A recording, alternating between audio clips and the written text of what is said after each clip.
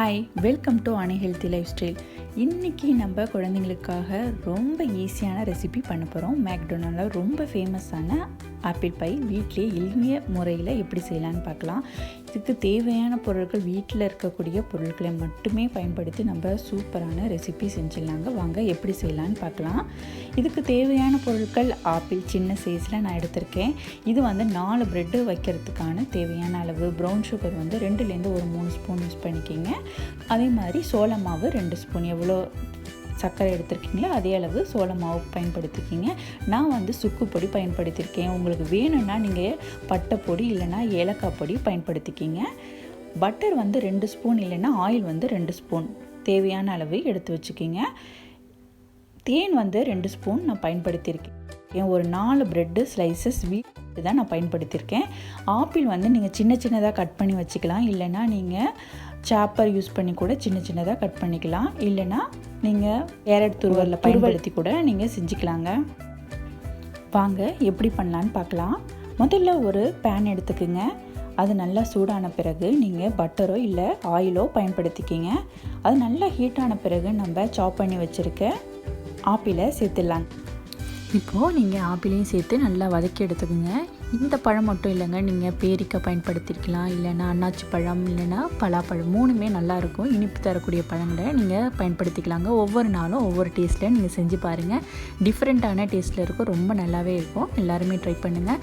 எல்லாத்தையும் சேர்த்து நல்லா வதக்கிக்கிங்க. இப்போது தேவையான அளவு சுகர் சேர்த்துக்கலாங்க. நான் ப்ரௌன் சுகர் பயன்படுத்தியிருக்கேன். இப்போது உங்களுக்கு ஒயிட் சுகர் வேணும்னா நீங்கள் ஒயிட் சுகர் பயன்படுத்திக்கலாம். நான் ஒயிட் சுகர் யூஸ் பண்ண மாட்டேன், அதனால் ப்ரௌன் சுகர் நான் பயன்படுத்தியிருக்கேன். அதையும் சேர்த்து நல்லா வதக்கிக்கிங்க. இப்போது சுக்கு பொடி சேர்த்துருக்கேங்க. 1/4 ஸ்பூன் பயன்படுத்தியிருக்கேன். உங்களுக்கு சுக்கு பொடி இல்லைன்னா பட்டை பொடி இல்லைன்னா ஏலக்காய் பொடி, இது ஆப்ஷன் தாங்க, வேணும்னா பயன்படுத்திக்கலாம். அதையும் சேர்த்து நல்லா வதக்கி எடுத்துக்கோங்க. இப்போது கார்ன்ஃப்ளவர் மாவு சேர்த்துடலாங்க. மாவு அதையும் சேர்த்து எவ்வளோ நீங்கள் சுகர் எடுத்துருக்கீங்களோ அதே அளவு சோள மாவு சேர்த்து அதையும் நல்லா வதக்கி எடுத்துக்கோங்க.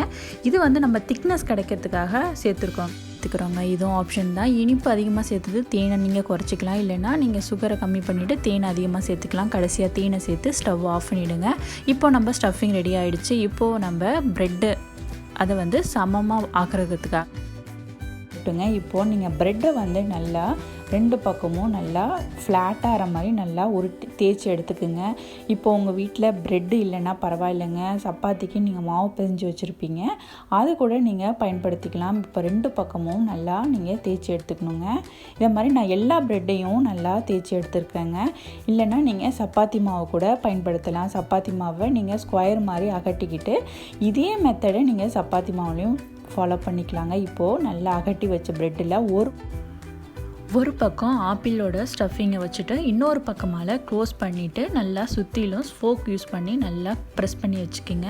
ஸ்போக் யூஸ் பண்ணிங்கன்னா கொஞ்சம் டிசைனாகவும் இருக்கும், கொஞ்சம் பார்க்க நல்லாவும் இருக்கும். அதனால் அந்த ஃபோக் யூஸ் பண்ணி பாலை டிப் பண்ணி கொஞ்சம் கொஞ்சமாக நினச்சி, இல்லைன்னா நீங்கள் வாட்டர் கூட நினச்சி கொஞ்சம் எல்லா பக்கமும் க்ளோஸ் பண்ணி வச்சுக்கிங்க. அப்போ தான் வேகும் போது பிரிஞ்சு வராதுங்க.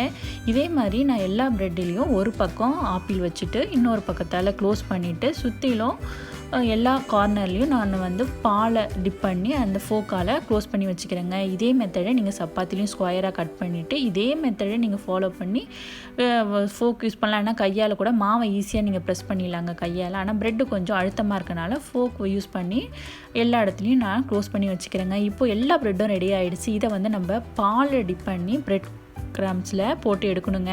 ஆனால் பிரெட் கிராம்ஸ் இல்லாதவங்க கவலையே வேண்டாம். வீட்டில் ரஸ்க் இருந்துச்சுன்னா அதை நல்லா மிக்ஸி ஜாரில் பொடி பண்ணி எடுத்துக்கோங்க. இதான் இன்ஸ்டன்ட் பிரெட் கிராம்ஸ் ரெடி ஆகிடுச்சு. இப்போது பால் நான் பயன்படுத்தியிருக்கேங்க. உங்களுக்கு பால் தேவைன்னா அதையும் பயன்படுத்திக்கலாம். இல்லைனா எக்கு கூட நீங்கள் டிப் பண்ணி நீங்கள் பிரெட் கிராம்ஸில் போட்டு எடுத்துக்கலாங்க. இப்போது ப்ரெட்டை நல்லா 2 பக்கமும் பாலில் டிப் பண்ணி நல்லா கோட் பண்ணிவிட்டு அதுக்கப்புறம் நான் இப்போது ப்ரெட் கிராம்ஸில் 2 பக்கமும் நல்லா படுற மாதிரி நல்லா பெரட்டி எடுத்துக்கோங்க. இப்போது ஒரு பேன் எடுத்துக்கோங்க. ஹீட் ஆகட்டும். நல்லா ஹீட் ஆனோடனே நீங்கள் ஆயிலோ இல்லை பட்டரோ சேர்த்துட்டு நல்லா சூடு பண்ணுங்கள். சூடு பண்ண பிறகு இப்போ ஒவ்வொரு ப்ரெட்டையும் நம்ம ப்ரெட் கிராம்ஸில் போட்டு எடுத்த ப்ரெட்டை நல்லா மீடியம் ஹீட்டில் ப்ரௌன் கலர் வர வரைக்கும் வெயிட் பண்ணிவிட்டு 2 பக்கமும் நல்லா செவந்த பிறகு எடுத்துக்கோங்க. இதே மாதிரி நான் எல்லா ப்ரெட்டையும் நான் இதை மாதிரி போட்டு எடுத்துக்கிறேங்க.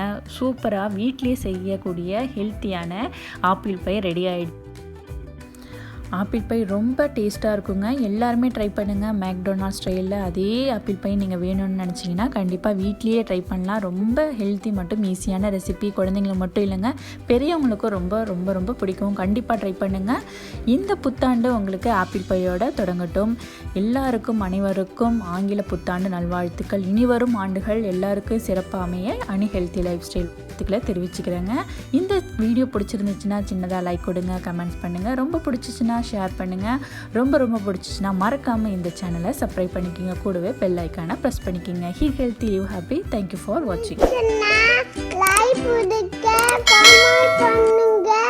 இந்த ஃப்ரெண்ட்ஸ் கூட ஷேர்